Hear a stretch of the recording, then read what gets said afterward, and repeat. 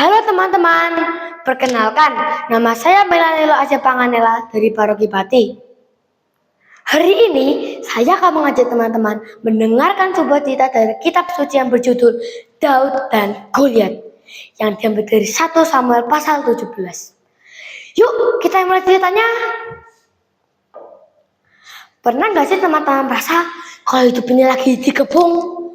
Depan kita ada tembok raksasa, di belakang kita jurang, di kanan kiri kita ada suara-suara yang bilang, kamu gak akan bisa, kamu bakal gagal.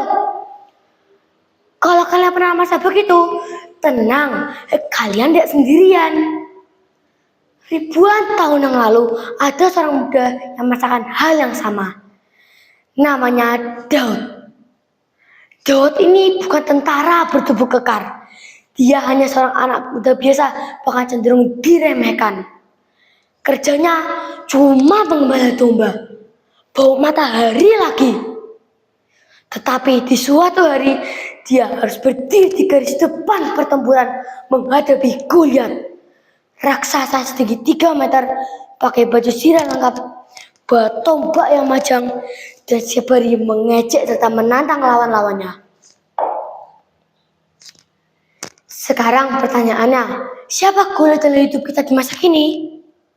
Goliat kita tidak bawa pedang atau tombak. Goliat kita bentuknya beda.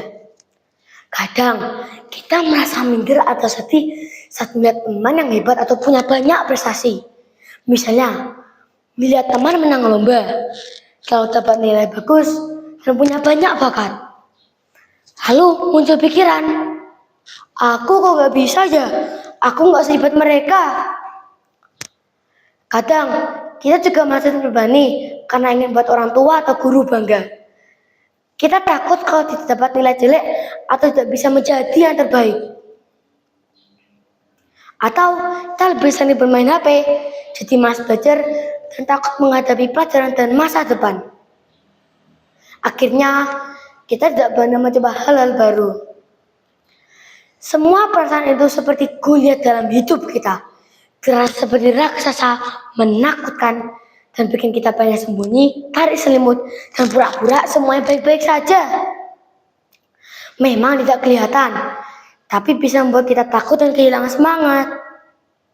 Namun seperti Daud, kita tidak perlu takut. Jika kita percaya kepada Tuhan, Tuhan pasti menolong kita menghadapi setiap Goliat dalam hidup kita.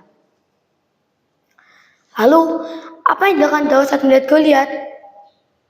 Kakak-kakak Daud dan tentara Israel yang lain ketakutan.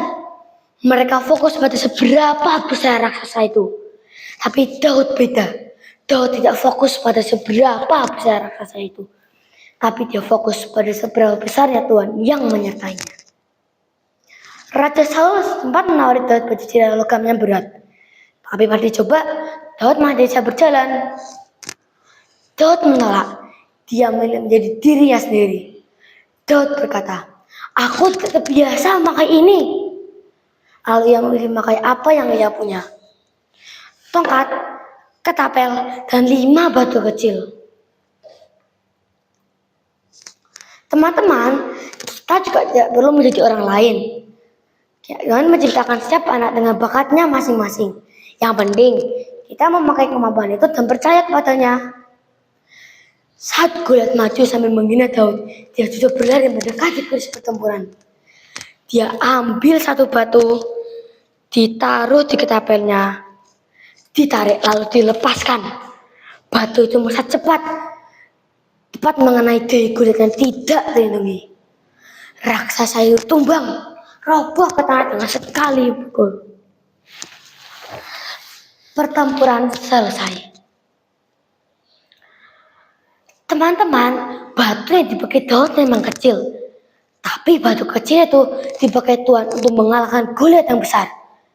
Begitu juga dengan kita, hal kecil yang kita lakukan bisa menjadi batu untuk melawan rasa ketakutan dan kemalasan. Misalnya, bangun pagi tepat waktu, rajin belajar, berdoa setiap hari, berani bertanya di kelas, membantu orang di rumah, dan mengurangi waktu bermain HP. Memang kelihatannya sederhana, Tapi jika dilakukan dengan tekun, sedikit demi sedikit kita bisa menjadi lebih berani, lebih pintar, bahkan lebih kuat. Bersama Tuhan, hal kecil yang kita lakukan bisa membawa perubahan yang besar. Mungkin hari ini tantangan hidup kita terasa seperti raksasa 3 meter yang siap menghancurkan masa depan kita. Tapi ingat kisah Daud, jangan fokus pada besarnya masalah, tapi fokus pada besarnya Tuhan yang menyertai kita. Ambil batumu, bidik sasaranmu, dan hadapi hari ini dengan berani. Kamu lebih tangguh dari yang kamu kira. Mari menjadi anak-anak yang berani, setia, dan selalu mengandalkan Tuhan. Sekian cerita dari saya. Terima kasih. Tuhan Yesus memberkati kita semua.